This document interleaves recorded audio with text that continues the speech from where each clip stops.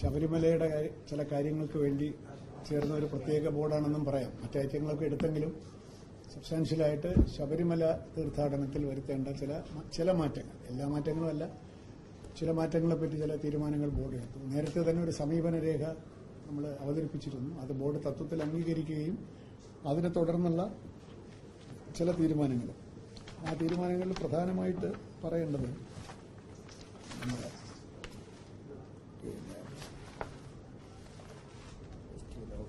ഒന്ന്, ഈ വിഷുവിനകത്ത് തന്നെ ഏപ്രിൽ 14 തന്നെ പമ്പയിൽ ഒരു പ്രത്യേകമായിട്ടുള്ള ശബരിമല ഫെസ്റ്റിവൽ ഓഫീസ് പ്രവർത്തനക്ഷമമാകും. അതിന്റെ വിശദാംശങ്ങൾ ചർച്ച ചെയ്യാനായിട്ടൊക്കെ വർക്കൌട്ട് ചെയ്യാൻ നമ്മളൊരു കമ്മിറ്റിയൊക്കെ ഏൽപ്പിച്ചിട്ടുണ്ട്. എന്തായാലും ഏപ്രിൽ 14 ശബരിമലയിലെ ഭാവിയിലെ വികസനങ്ങളും കാലോചിതമായിട്ടുള്ള മാറ്റങ്ങളും എല്ലാം വരുത്താൻ അവിടെ തന്നെ ഫെസ്റ്റിവൽ ഓഫീസ് ഏപ്രിൽ 14 തുടങ്ങും. ബോർഡിന്റെ ചില പ്രത്യേക യോഗങ്ങളും ആ ഓഫീസിൽ വെച്ച് തന്നെ കൂടണമെന്നാണ് ഞങ്ങൾ ഇപ്പോൾ തീരുമാനിച്ചിരിക്കുന്നത്. മറ്റൊന്ന്, ശബരിമലയിൽ വരുമാനം എത്ര എന്നൊക്കെ നമുക്ക് അറിയാം, മാധ്യമങ്ങളോടൊക്കെ ഞങ്ങൾ പറയാറുണ്ട്. പക്ഷേ എത്രയാണ് ചെലവാകുന്നതെന്നോ ഏതെല്ലാം ശീർഷകങ്ങളിലാണ് ചെലവാകുന്നതെന്നോ നിയതമായ ഒരു ബജറ്റ് സാധാരണ ഉണ്ടാവാറില്ല. ബ്രോഡായിട്ടുള്ള ശബരിമല ദേവസ്വം ബോർഡിന്റെ ഒരു ബജറ്റിനകത്ത് കുറച്ച് പൈസ പ്രൊവൈഡ് ചെയ്യുന്നുള്ളതല്ലാതെ കൃത്യമായി ഇന്ന ശീർഷകങ്ങളിൽ ഇത്ര രൂപ എന്ന വിശദമായ ഒരു ബജറ്റ് ഇതുവരെ ഉണ്ടായിട്ടില്ല.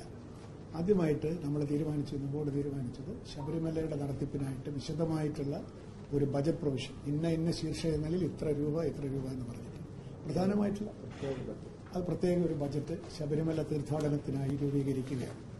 അതിന്റെ ഒരു ലക്ഷ്യം, അതിന്റെ ഒരു ഔട്ട്കമായിട്ട് എന്തായിരിക്കും ഞങ്ങൾ പ്രതീക്ഷിക്കുന്നതെന്ന് വെച്ചാൽ, ഒന്ന്, ചെലവിന്റെ മേലുള്ള നിയന്ത്രണം, ആവശ്യമില്ലാത്ത ചെലവുകൾ ഒഴിവാക്കാനുള്ള ഒരു സാധ്യത.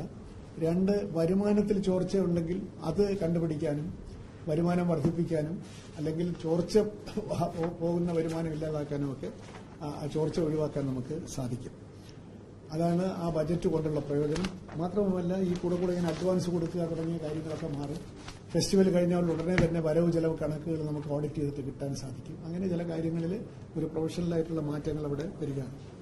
മറ്റൊരു കാര്യം, ഈ തീർത്ഥാടനം അങ്ങോട്ട് തുടങ്ങിക്കഴിയുമ്പോൾ കച്ചവടക്കാർ ഒരുപാട് ഹോട്ടലുകൾ, ബൂത്തുകളൊക്കെ എടുക്കുന്നുണ്ടല്ലോ. അവർക്കെല്ലാം ഓരോ പരാതികളാണ്. പിന്നെ പോലീസുകാർ ഞങ്ങളെ ആളെ അങ്ങോട്ട് വിട്ടില്ല, അത് പറയുന്നതോടൊപ്പം അവർ ചെയ്യേണ്ട പല കാര്യങ്ങളും പലപ്പോഴും ഈ കുത്തക ലേലം എടുക്കുന്നവർ ചെയ്യുന്നില്ല.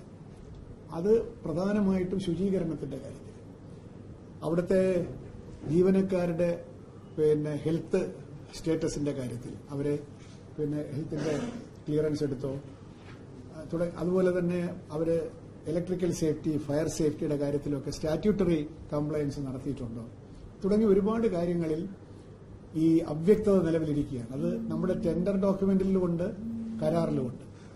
ഇത് മുഴുവൻ പുനഃപരിശോധിക്കുകയാണ്. ഇപ്പോ കിഫ്ബിയോ അല്ലെങ്കിൽ മറ്റു പല സ്ഥാപനങ്ങളും ഒക്കെ ചെയ്യുന്ന പുതിയ തരത്തിലുള്ള ടെൻഡർ വ്യവസ്ഥകളും കരാർ വ്യവസ്ഥകളിൽ കുറച്ച് വ്യക്തതയും ഒക്കെ വരത്തക്ക രീതിയിൽ ഒരു മോഡേൺ ടെൻഡറിംഗ് സിസ്റ്റത്തിലേക്ക് പോവുകയാണ്. ഓബ്ലിഗേഷൻസ് ഉണ്ടാവും, ഞങ്ങൾക്കും ഓബ്ലിഗേഷൻ ഉണ്ടാവും, അവർക്കും ഉണ്ടാവും. അങ്ങനെ അതിനുവേണ്ടി തീരുമാനിച്ചിട്ടുണ്ട്. അതിന്റെ ഡീറ്റെയിൽസ് വർക്കൌട്ട് ചെയ്യാൻ ഏർപ്പിച്ചിട്ടുണ്ട്.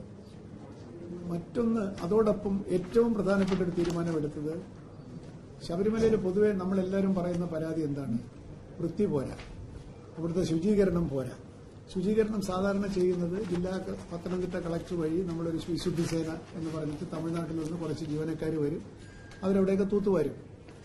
അവർ ചൂലും കൊണ്ട് അവിടെയൊക്കെ തൂത്തുവാരും, അവർ ഭംഗിയായിട്ട് ചെയ്യുന്നുണ്ട്, ഇല്ലെന്നല്ല. പക്ഷെ തൂത്തുവാരലിന് അപ്പുറത്തേക്ക് ശബരിമലയുടെ ശുചീകരണത്തിന് ഉയർത്തണം.